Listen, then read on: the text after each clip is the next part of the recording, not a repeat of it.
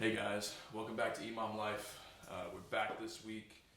Got some good stuff for you. We do have a special guest today. As you can tell, Alex Rojas is not with us. He is in Wadapalooza right now. In Wadapalooza. He's in Miami right now judging at Wadapalooza. So I guess we need to get him like a gavel or something whenever he gets back. Yeah. Shout out to Alex. We miss you. Yeah, so today we do have my lovely girlfriend, Rayanne Trahan. If you do not know, some of you do, she is a pre-dietitian, I'm gonna say, coin that term. She's got her bachelor's in dietetics. She's completed her internship, and from now she just has to pass the dietetic exam. So she's working on that right now, studying her butt off. Super proud of her. But today we're gonna be talking, kind of in her field, we're gonna be talking about diets.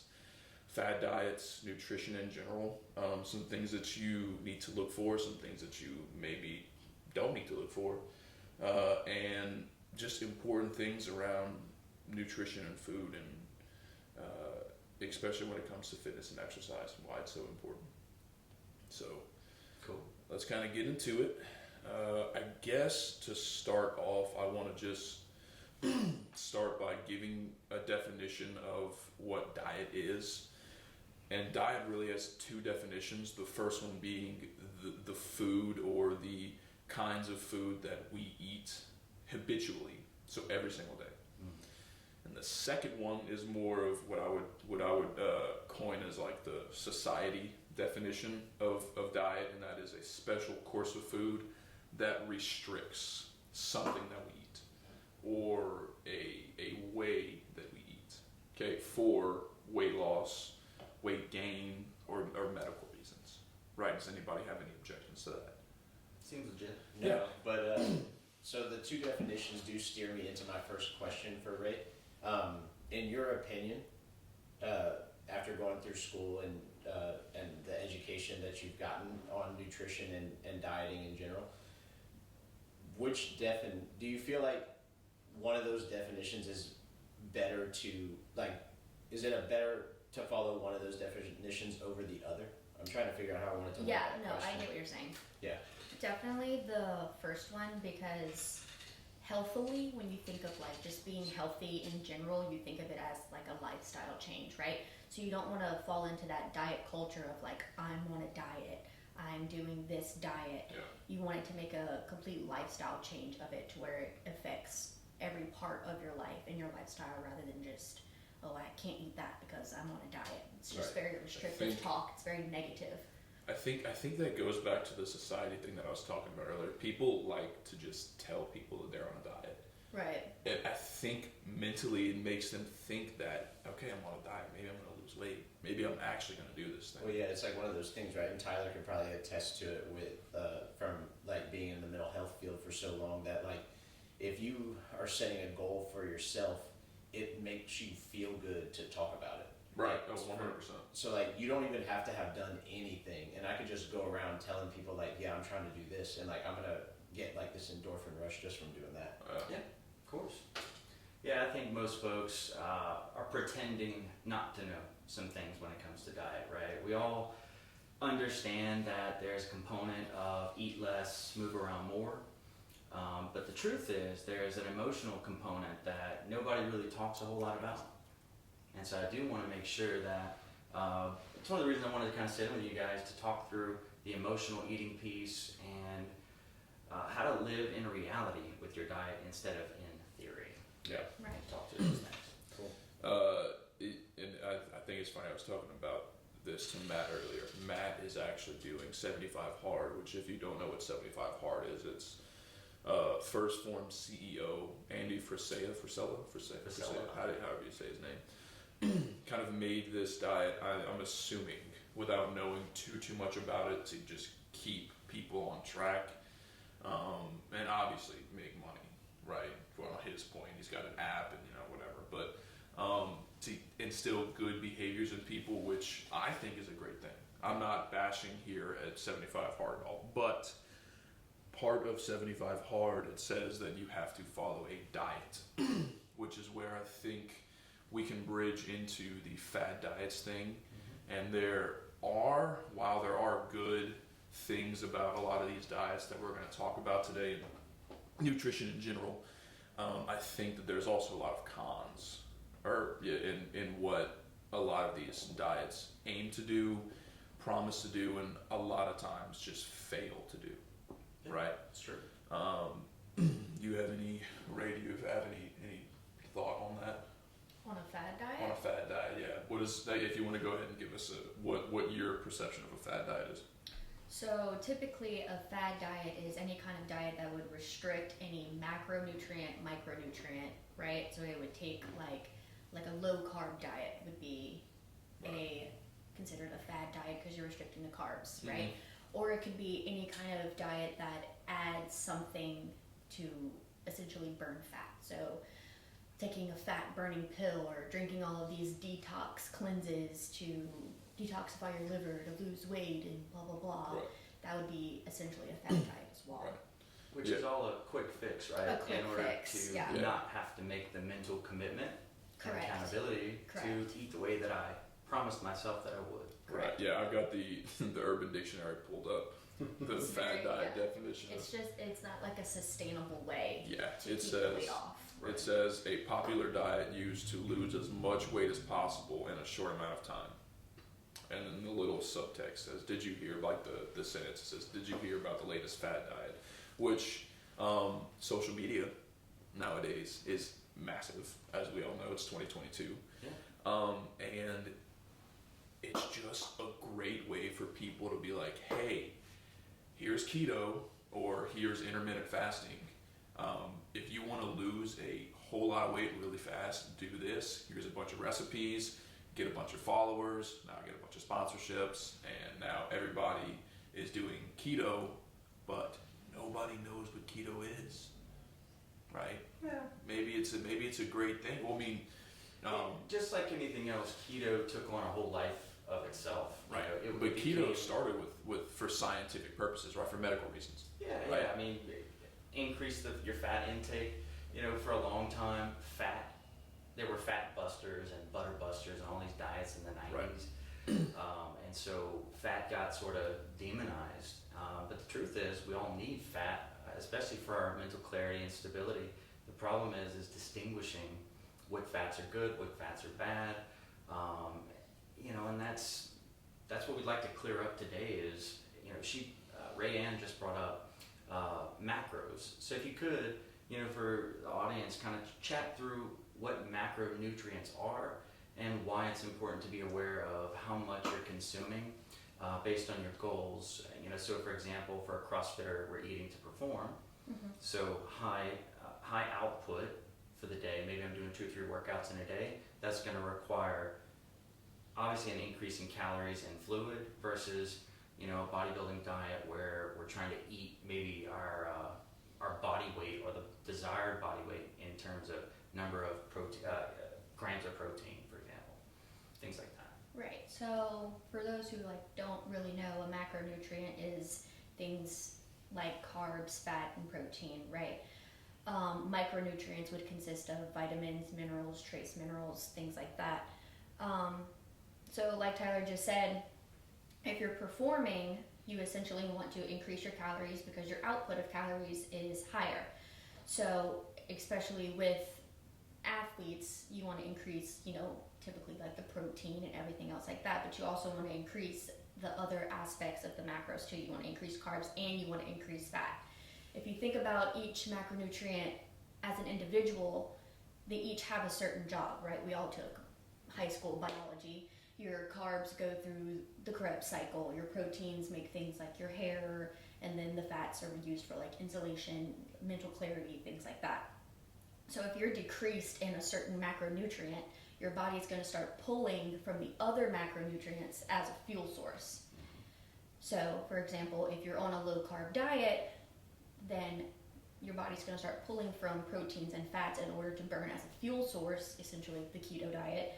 And so then you'll be depleted in those macronutrients, right? You won't have as much protein for the protein rolls, and then you won't have enough fat for the fat rolls. So it's really important that if you increase one of your macronutrients, you want to increase all of them, right? You just want to increase your total amount of calories as a whole rather than trying to figure out, oh, I need more protein in regulation to my carb. Right. Stuff like that. So it's funny that you brought up keto. There's a difference between keto and low carb diets. Correct. Keto, the entire goal of keto is to stay in ketosis, to use ketones as fuel, right? And the way you do that is by restricting your carbs so much that the fats can take over. Correct, Right. essentially? The science behind the keto diet is all based on insulin, right? Correct. The more carbs you eat, the more insulin you produce, right? Insulin is a hormone that contributes to fat accumulation and fat burning, right? So the more insulin you have, the more fat you accumulate. So essentially, if you eat a higher carb diet, the more insulin is produced, the more fat you store, rather than if you eat a low carb diet, less insulin is produced, more fat is released from other sources. Right. So. Yeah, keto is. No, that makes sense. I mean, you know, for the majority of people, I guarantee if we took a poll with everyone listening right now, what would happen is, I eat great until 8 or 9 o'clock at night. Then we want the sweets or whatever our vice is, right? The ever coveted brownie ice cream. And so I think where people really just get messed up is, you know, you have this total amount of calories that you can and should consume. Most of us do probably a pretty decent job at that throughout the day. Right. Matter of fact, we probably undereat and underhydrate more than anything because of coffee and caffeine and those types of things. Yep.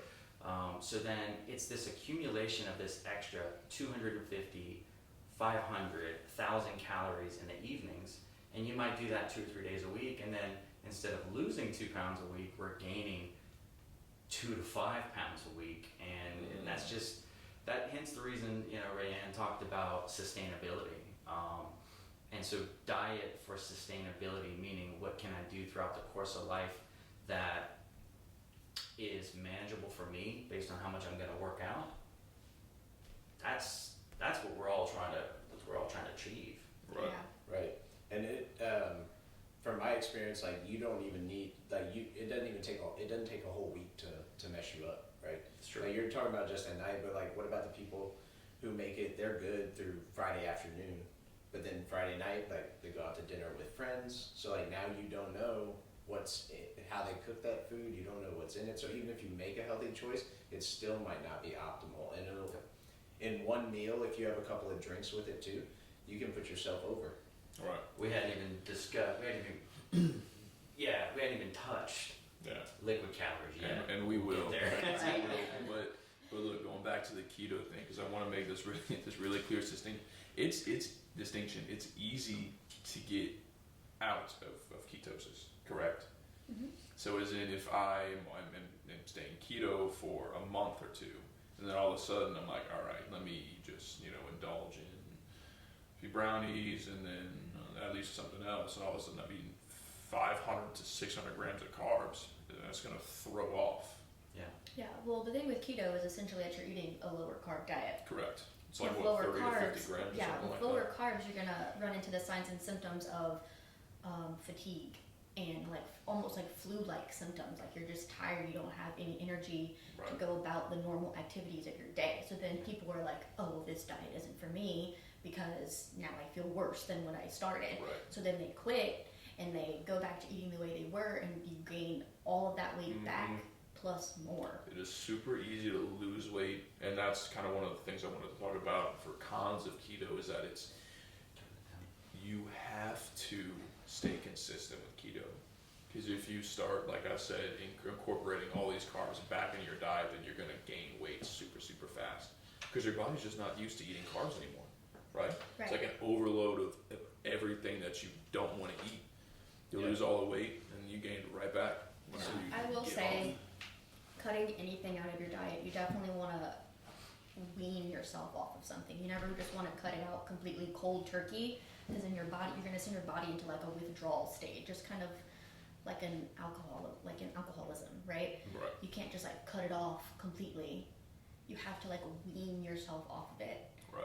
because it's just going to make you run back to it even faster if you're missing it that much. Right. So you're saying it would like if you just quit eating carbs one day, then at some point you're gonna get to this spot where like, oh, that's all you want. Right. Yeah. You're gonna crave it, you're gonna want it, and you're gonna indulge and binge eat in it, and it's just gonna. Now, so the question is, so like if we're talking about people who are severely overweight, let's say, which you might be able to answer this too. I'm assuming that's what keto was created for. So keto was created for epilepsy, correct? Epilepsy. Okay. People who have seizures. So if someone is like severely overweight, and they used keto to drop off, you know, a couple 100 pounds and get themselves down to a healthier, more like sustainable weight where they could start to build up a healthy lifestyle around that. Right. When they are coming out of keto, is it would have less of an effect on them if they would slowly add those carbs back in rather than going from, you know, if you're, I think keto is like 5 to 10% of calories usually come from carbs, so it's very low percentage. Yeah. And then, so like you wouldn't want to just go back to like 50% carbs, right? You Right. want to go Yeah. like, You want to slowly increase it, and you want to increase it in terms of ingredients, right? You would want to eat fruit because fruit is technically a carb. You would want to eat whole grains instead of just saying like, oh, I'm going to go eat a sandwich on white bread. right. Because essentially that white bread is just going to turn into sugar. Rather than if you eat whole wheat has fiber, it has vitamins, it has minerals, stuff like that. And so do you have any idea of, for people that might be doing that and they're like, okay, I've done keto and I lost this weight and now I want to go back to eating normal, but I don't know how to get off of it. Is it like, do you look at adding them back in on a daily basis, or is it more like on a weekly basis? So like, am I going to go from 10% this week to next week I'm at 20 or like 15, and then the week after that I go up more, or can I gradually just increase it by looking at like the gram count, I guess you could say? I would do it by tolerability, Yeah. Okay. right? Because if you cut something out of your diet or your life for that long of a time, you build up almost a sensitivity to it. So when they're going to add that back, they're going to experience the bloating, the cramping, and stuff like that. Yeah, So you want to increment it back slowly in how well you tolerate, how well your body tolerates it. Okay. So Got it. my thing is, you just mentioned this. What is a normal diet? What is normal eating? I mean, normal, I guess, in my opinion, would be relative, right? Right. Like, so you and I probably don't eat the same things Right. every day. They might be similar because we do the same type of workouts and Yeah, train the we same, do but, pretty much the same type of stuff. But so like, I think normal is relative to the person. So for normal for me, right? For my wife Chelsea and I, like I meal prep for us every Sunday. Right. Either she or I cook all of our meals for the whole week, and hopefully we cook enough that it lasts the whole week. Sometimes it doesn't. We have to try to figure it out for the weekend, but for us, that's normal. But there definitely is cultural diets, right? Yeah, for sure. I mean, especially like for us, South you think about, Louisiana. we're South Louisiana. Like, what do we have? What do we eat? Rice and gravy, A jambalaya. ton of fried seafood. We have that year round. We got crawfish season. King cakes are hot right now. Yeah, Yeah, you go to like- Rouse's and there's king cakes everywhere. I think whenever you think about eating healthy, you kind of have to figure out what that looks like for you culturally, religiously, everything that your society restricts from you. You have to think, especially if you're a bodybuilder or something like that, and you have a week or two where you eat nothing but asparagus and chicken, which sounds disgusting. And then you restrict your water intake so that you can get super vascular. And you go to like a party where all of your friends are eating jambalaya and all of this stuff, and fried fish and fried shrimp and king cake and boudin. You kind of have to be the person isolated in the corner, taking off the lid of your Tupperware and put it in the microwave, right? Yeah. And eating a super not fun chicken breast and 2 pieces of like, I don't know, salmon or whatever it is. Well, what you just said is super important. You said it's not fun. No, it's not fun. So, you know, just because something's not fun doesn't mean that it's not functional, and doesn't mean that it's not healthy. And for some of us, you know, it's that belief system exactly. If we adjust the way that we think about food, and we have our own belief system, right? You know, if I make a decision that I'm going to be committed to eating to perform because I have a goal, and whether that's medical or fitness related, it all kind of ties back to the sickness, wellness, and fitness continuum. Which we talked about stuff on that. He did. And to unpack that in terms of diet, this applies that way as well. So if we're in the state of sickness, what that typically means is we're probably indulging way more with our alcohol content, our sugar content. We might even be eating more junk food, Right. processed chips, those types of things. That will very quickly escalate into a state of sickness. I mean, Yeah. this is the reason that so many folks over years wind up in the doctor's office and they are diagnosed with diabetes and hypertension, and really can't even have no clue why they ended up that way. Right. But truth is that if they were to stop drinking soda, probably within 6 months they would improve drastically. Right. Yeah. Then we move into a state of wellness, and this means that we're eating fairly well balanced macros. We probably eat meat, we probably eat some vegetables, and we probably eat some carbs. But then we have some sugar, and we might have a few drinks here and there. And we're in a general state of wellness for a majority of our life. And then you have the fitness person, and that's on the extreme opposite, where it's about it's managing health and performance and synchronicity, right? There are times where when you go into a sport where we overdo it, right? Where we're a little too extreme, too strict. That's probably not sustainable for the majority of people. Right. Matt and I talked a little about that with wrestling, where you can do that for a wrestling season, but after that it's having a healthy relationship and understanding that just because Mardi Gras is around the corner doesn't mean that if I'm trying to incorporate carbs, a higher carb count back into my diet, I don't get to just go eat all the king cake if I have a goal and a commitment. And that's where this emotional stuff comes out. Right. It's keeping promises to ourselves, which builds self-confidence. And the truth is, most of us, depending on the area of expertise, probably don't have a whole lot of confidence when it comes to diet because we've let ourselves down so much. Right. Yeah, I've been involved in the fitness industry as a trainer since 2012, and I started working out going into high school for sports. And I don't think I really got comfortable with food until like 2 or 3 years ago.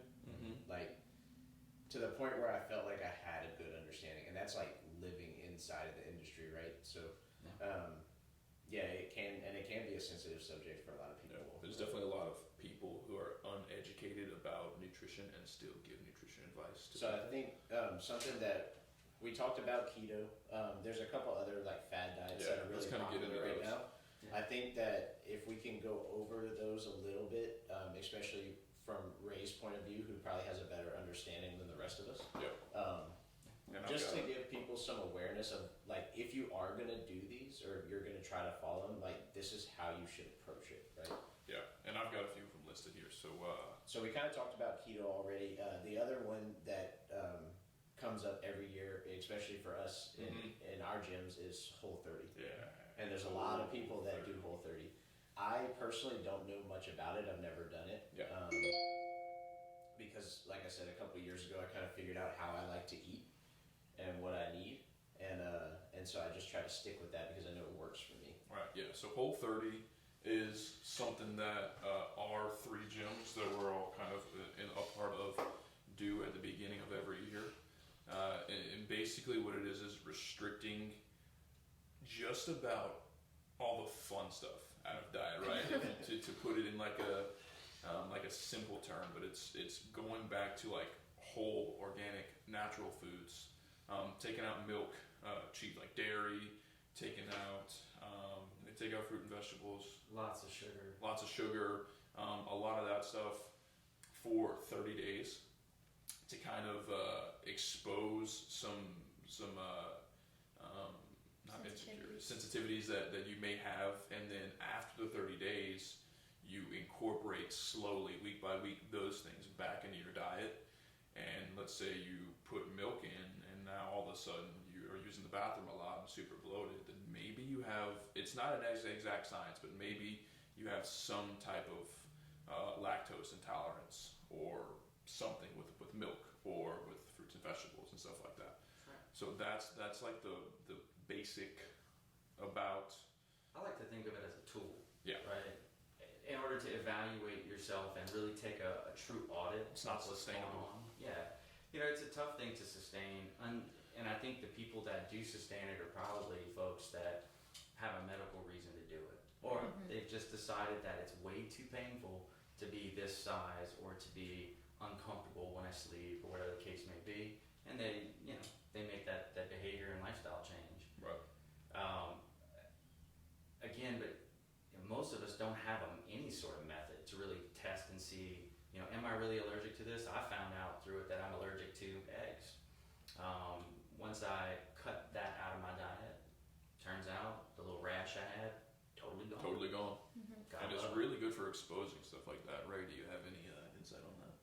I do actually. A lot of people don't realize how connected your diet and the food that you eat is related to little things like a rash, Right. right? Your immunity, your sensitivity to certain things all come from the food that you You're eat. going, And so, you're going through some stuff right now with that. yeah, Right. I'm actually kind of doing the Whole 30 before I even knew that was A thing. Right. She it learned was about like 20 labeled minutes. as something. Yeah, Yeah. What do they refer to it as in school? they call it the FODMAP diet, and it's to essentially alleviate IBS, Gotcha. right?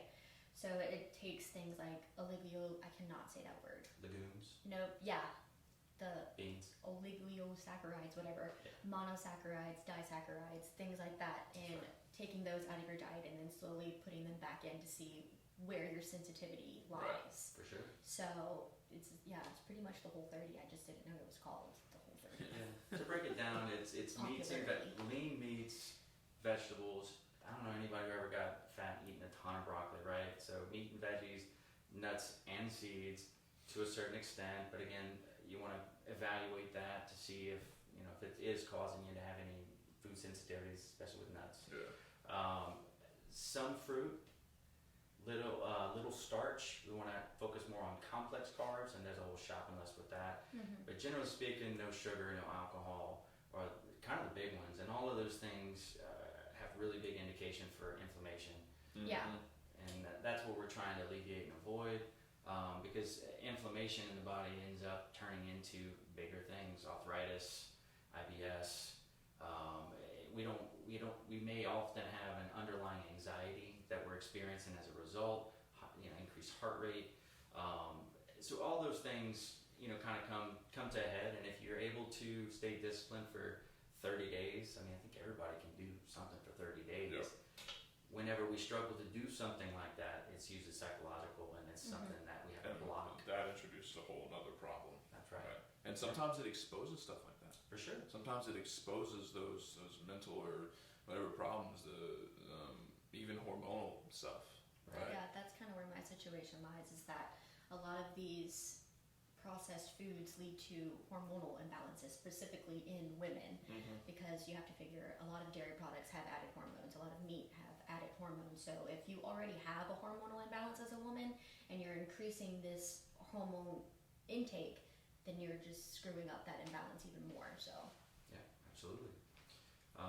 So evaluating your diet to use it as a control, right. in order to test. And then we start to look at, if you really want to get into this, right, you're looking at all of your lifestyle factors. Yeah. Do you enjoy your job? Do you enjoy your marriage? Do you enjoy your lifestyle? And if you don't feel like you enjoy those things, then all of that will work together to make your diet much more difficult to adhere to. Right. So all these factors that you can control, it's important to evaluate all of them. We can't pretend like, diet is going to fix everything. We can't pretend like pills are going to fix everything. And that's really what our society is hoping, is for that truly quick fix.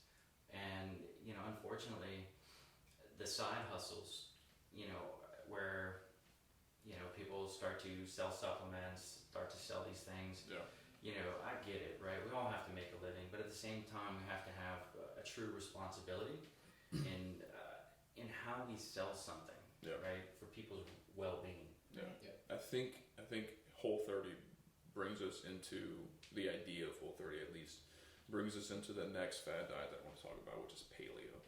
Yeah. Paleo by itself is basically food that our ancestors ate 20,000 years ago, maybe, give or take, which is basically the things that they would have eaten, our ancestors.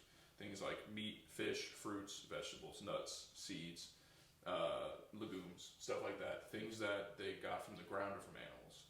And that kind of brings us into this idea of highest order nutrition, which is like things that are completely not processed. Grass-fed beef, grass-fed butter, seeds, super micronutrient dense foods, which I know Ray talked about earlier, right? Super, super important stuff.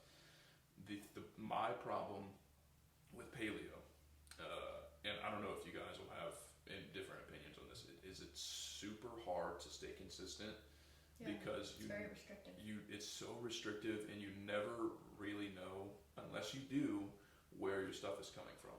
For example, like where did the pack of ground beef that you got from the store, where did that come from? Did it come from a facility that was processed by something else, or did you kill the cow yourself and get the beef?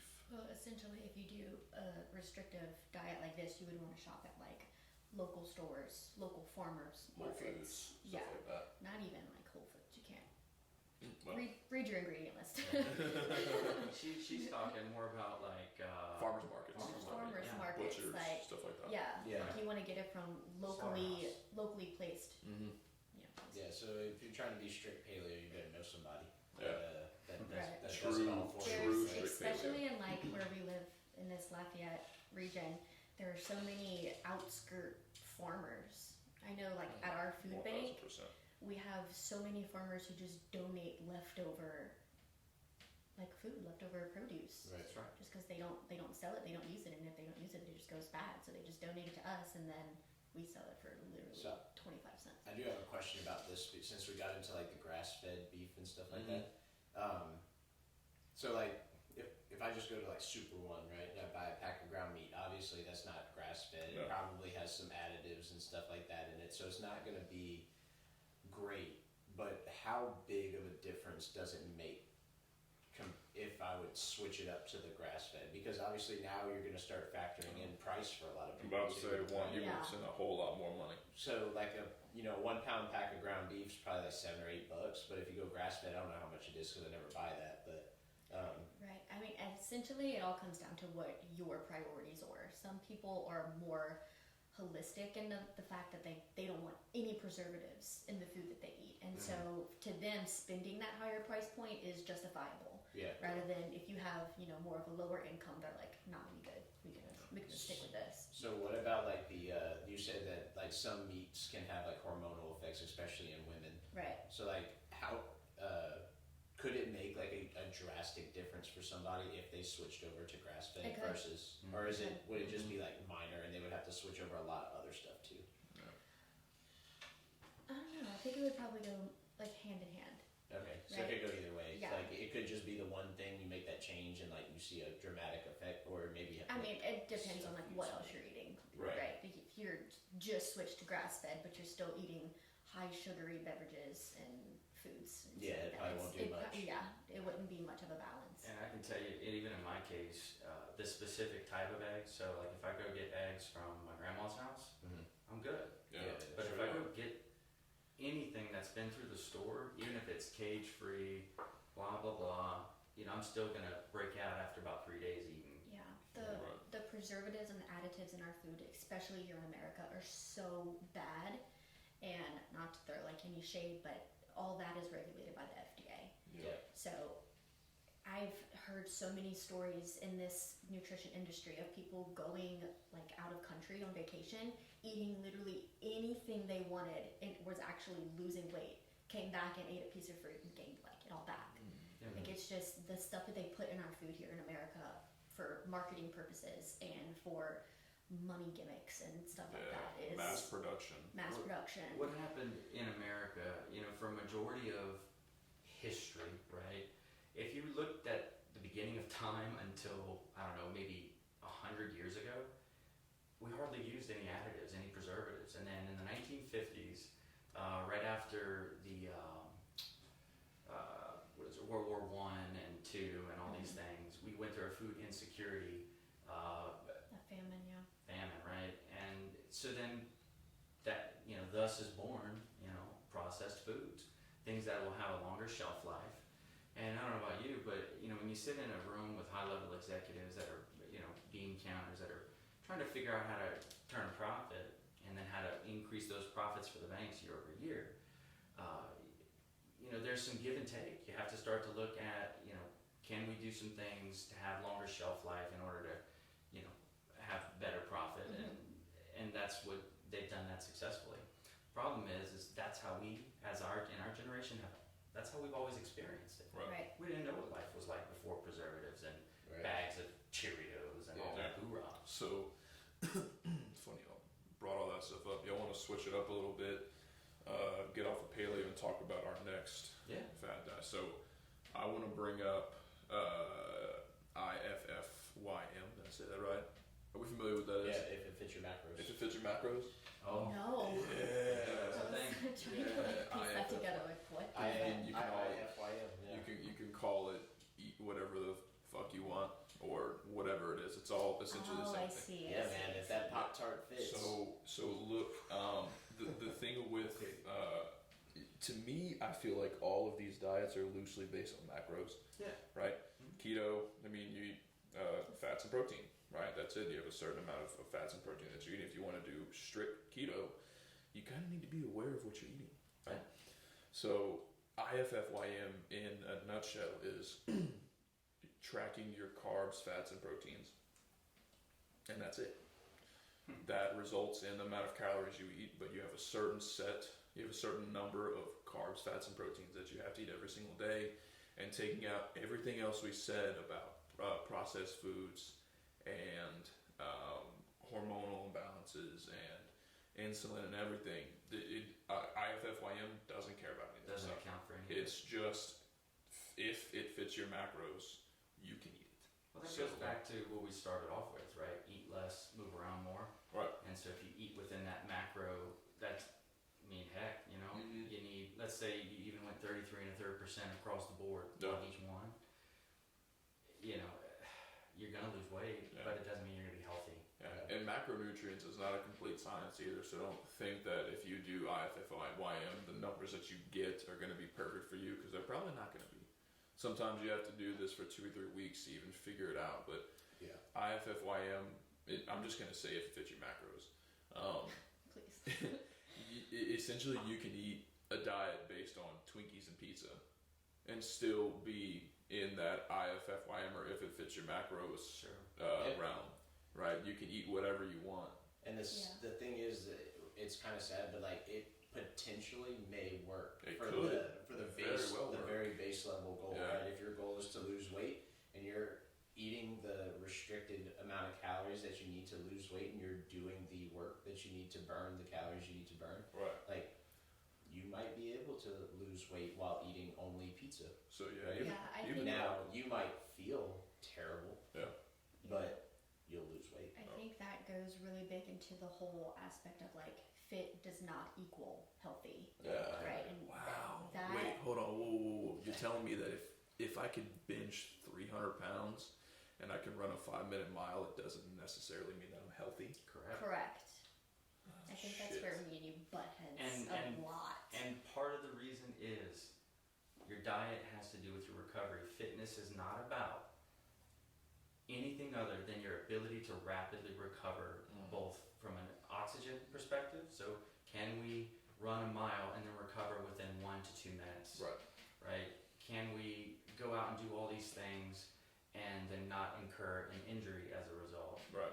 So the diet, the hydration, the rest, the mobility things that we discussed, Right. the athletes that are at the CrossFit Games in Wadapalooza right now, they understand that they are about to abuse their body for 3 days straight. Right. But they know that with that responsibility comes another responsibility to recover and become healthy. And a part of this is post workout or post competition, the psychological piece, right? Doing a debrief, understanding what you did well, what you didn't do well,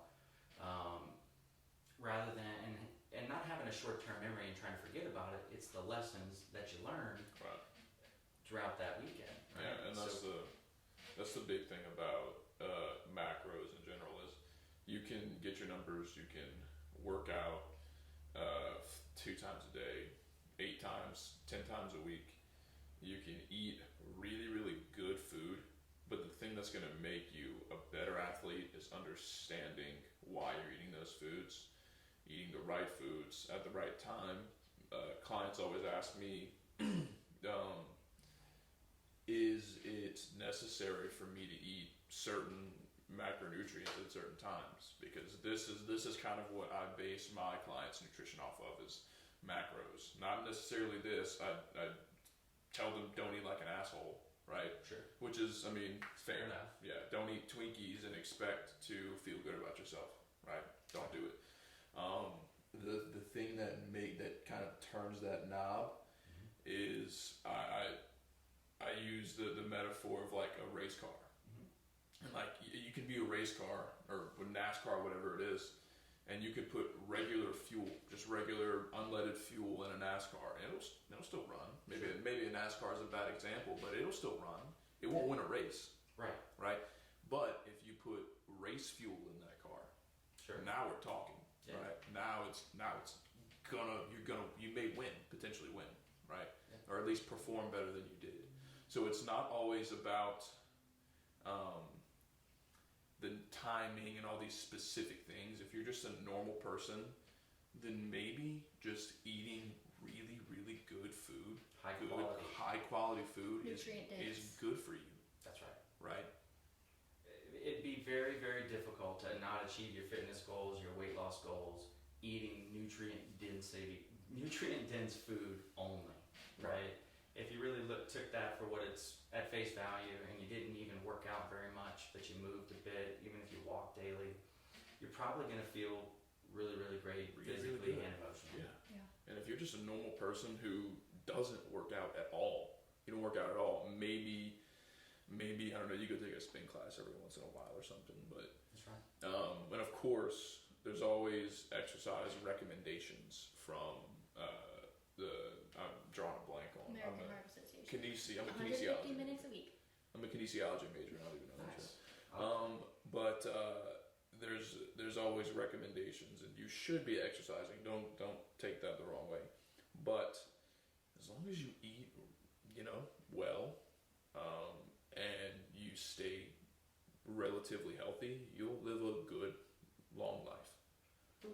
For the most part. There's some things that people have to do to heal themselves emotionally with their food. Our relationship with food is what I refer to as what we're pretending not to know. If we grew up and our parents called us fat, or if we grew up and we got teased and picked on, and there's some trauma there. Right. Even something as simple as you guys went through a hurricane last year, and all of a sudden, electricity, food, everything was very scarce. You had to live in that, and there's some trauma that can be associated and some stress that can be associated with all of those things. And at the end of the day, being mindful about what's going in your eyes, in your ears, and in your mouth is going to be really the things that we have to attempt to control as best as we can, right? Yeah. Going into that is social media is so big now, and you have these influencers who are taking these dangerous supplements or promoting these really harsh diets, and it makes people want to be like them. Well, I want to look like her, or I want to look like him, and so they try these things, and they end up like hospitalized. Look, I don't care what diet Logan Paul's doing right now. You're not Logan Paul. You're not Logan Paul. You're not Logan Paul. Right? Whatever's working. He's fighting right now, so that dude's probably eating like 3,000, 4,000, 5,000 calories a day, unless he's cutting weight for his fight.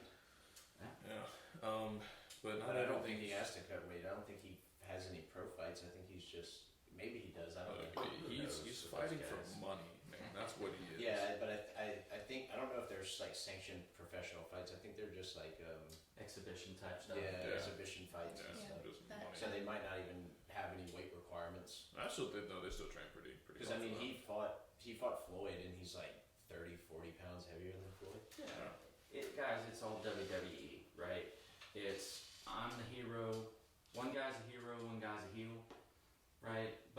this stage, we're all friends and we travel together and they drink together and they party together. Oh, But dude, you know, in terms of community perception, it's just a big old drama, right? And you see that in politics, you see that in society in general. So marketing is that, right? We want you to show up, we want you to spend the money, and we want you to have a good time.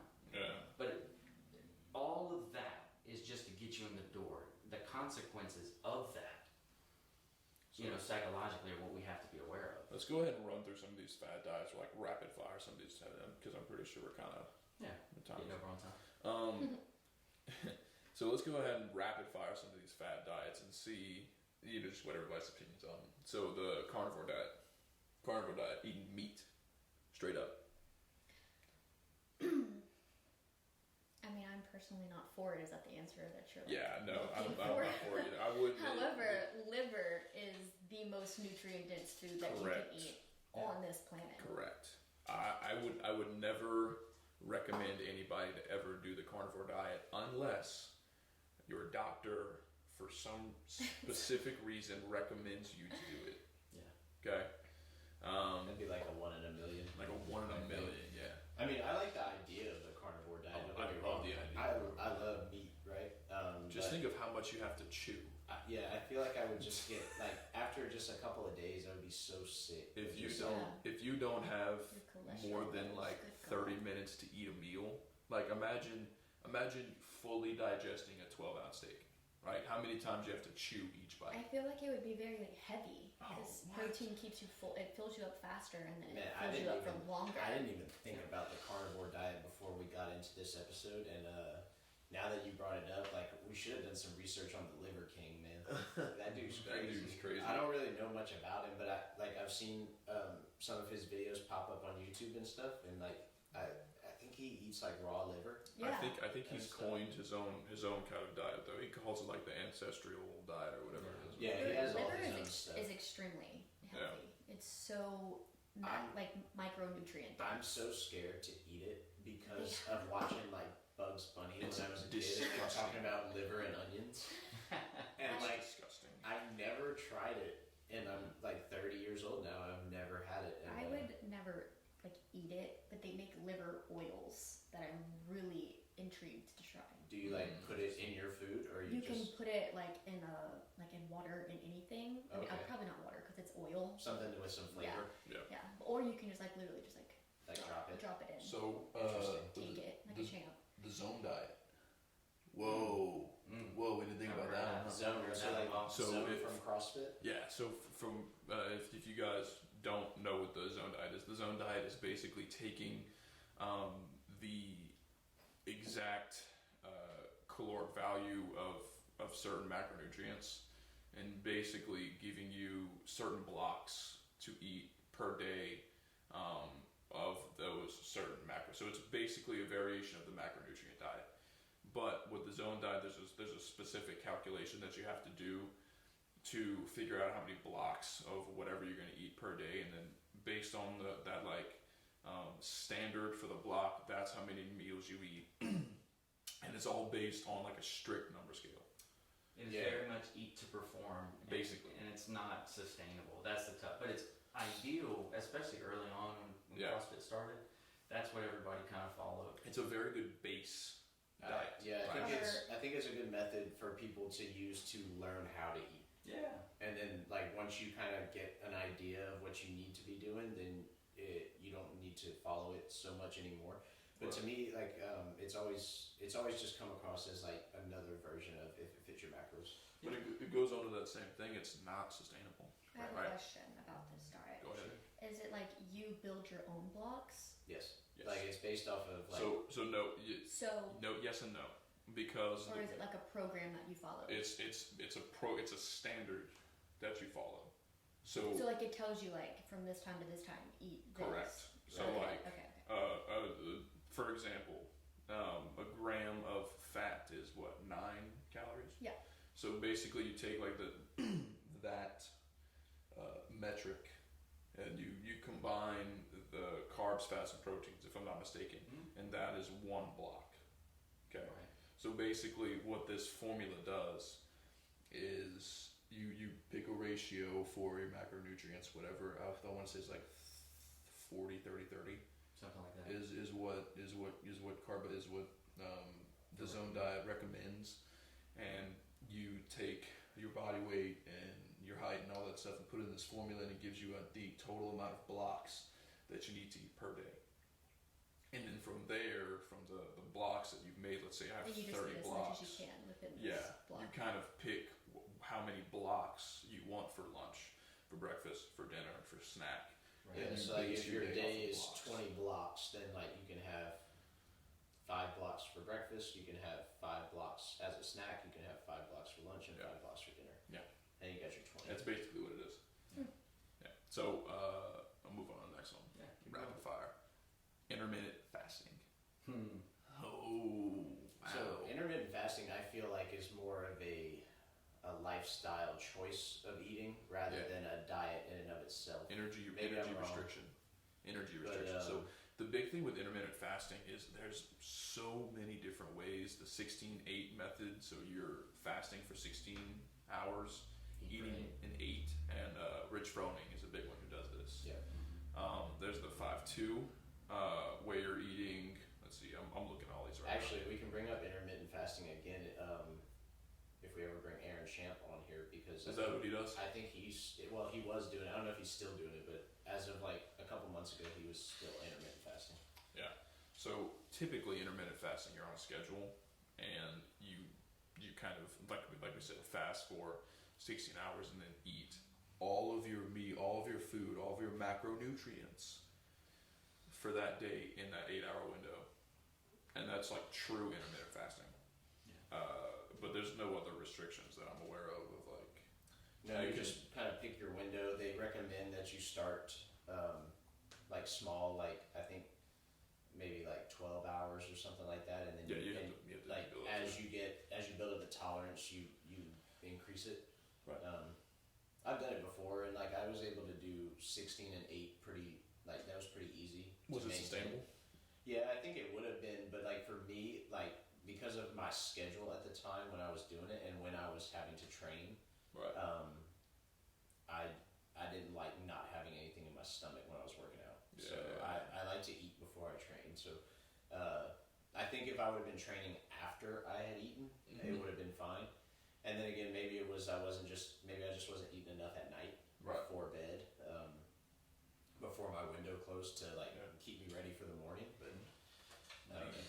The only one of these diets that I've actually tried and hasn't worked for me for the long term is a variation of if it fits your macros. Like I mean, granted, I do eat like an asshole You do. sometimes, but I hate majority. grocery shopping. Mas- It's the worst. I bet. No, but she goes in for like she's got. This is a great example that Whole happened the other Foods. day. I eat The other Whole day- Foods. The other day, I'm Nutrient. facing y'all. The other day, we needed cinnamon. Cinnamon, just regular cinnamon. Just a little thing of it. Just a little bitty Like thing of it. She cinnamon wants powder. cinnamon. There's the Rouse's brand of cinnamon, and then there's the 100% organic cinnamon. Yeah. The Rouse's cinnamon, regular Rouse's cinnamon, was $2. Mhm. The exact same volume as the organic cinnamon, which was $9. And me, I'm like, okay, maybe I'm just gonna get the $2 cinnamon because that's what a normal person would get, right? Yeah. She's like, but no, this is 100% organic cinnamon. I was like, what the fuck does that even mean? Okay, but that goes back to what we were saying earlier about the grass-fed meat. Right. It's priorities. I'm willing to spend $9 to ensure that there's no additives or preservatives in my But are you gonna freaking be able cinnamon. to taste the differences? So in Connor, if let That's me not give you the this point. That's example. not the point. It's Right. internally. Last night I was watching Shameless. I'm on the middle of the season, and Frank gets this assignment to go bring a whole kilo full of cocaine right across the border, and it's 100% pure. Nice. Until he brings it to his business partner, who then starts to use, and they have a big party, and then they got to get to Indiana, right? Well, they use too much, so they cut it with baby laxative. Nice. So, my point is, you could spend $9 and get all the right stuff, Mm-hmm. or you could buy $2 stuff and have baby laxative in it, because it gets cut with stuff that's not good. Right. That's just the reality. Thank you. You're welcome. So next time I'm going to make sure and read the label of my cinnamon and make sure there's no baby laxatives. No, it's okay. Like I get where she's coming from, but I'm on the same page as you. Okay, I go good. for I just go for the cheaper option. That's a psychological thing.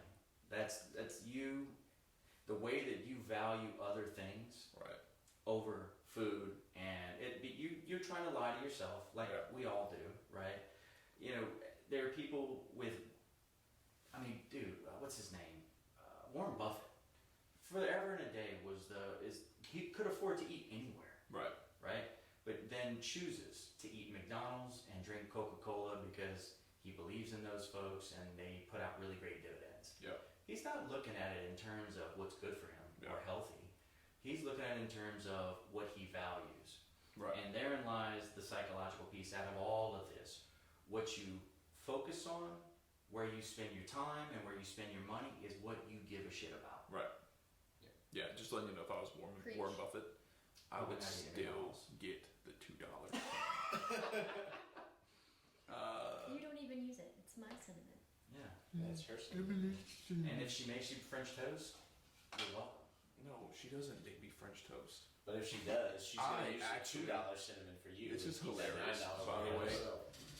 I make her breakfast. I do too. It's okay. So, That's going to come in handy when you have if kids. y'all think that Ray's the one And? who cooks breakfast, it's me. It's not her, it's me.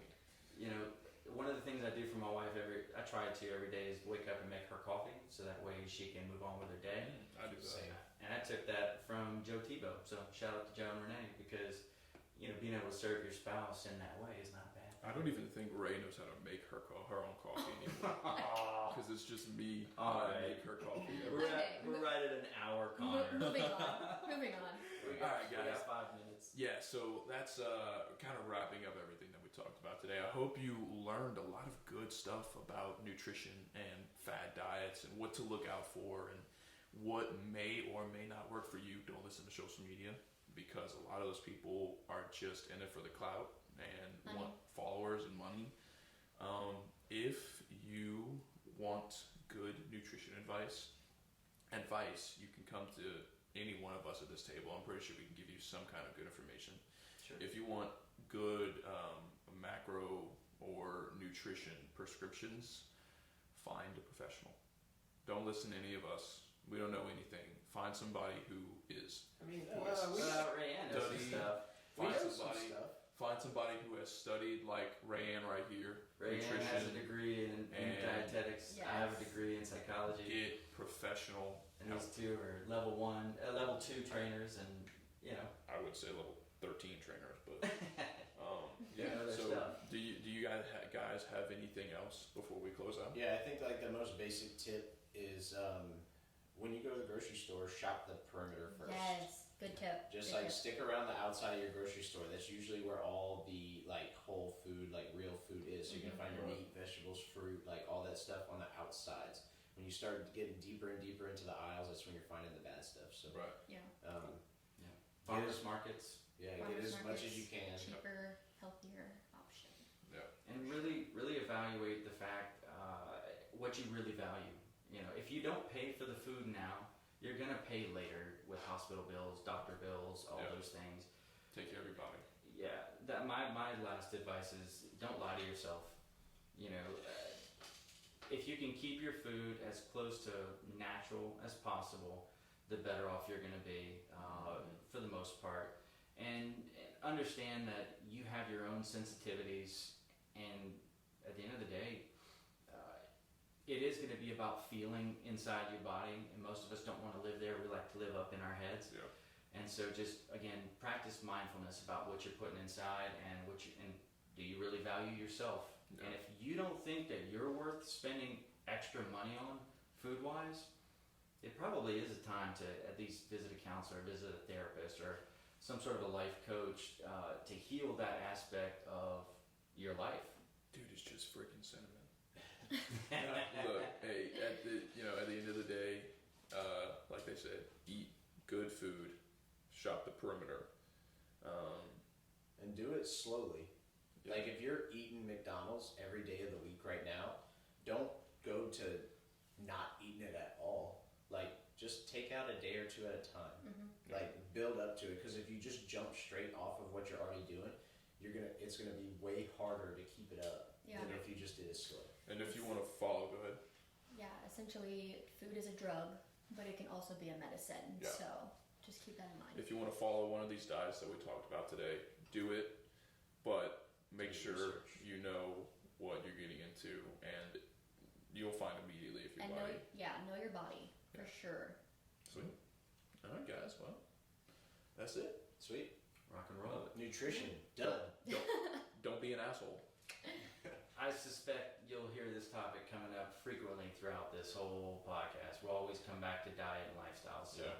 Yeah. Don't be an asshole. thanks everybody for listening.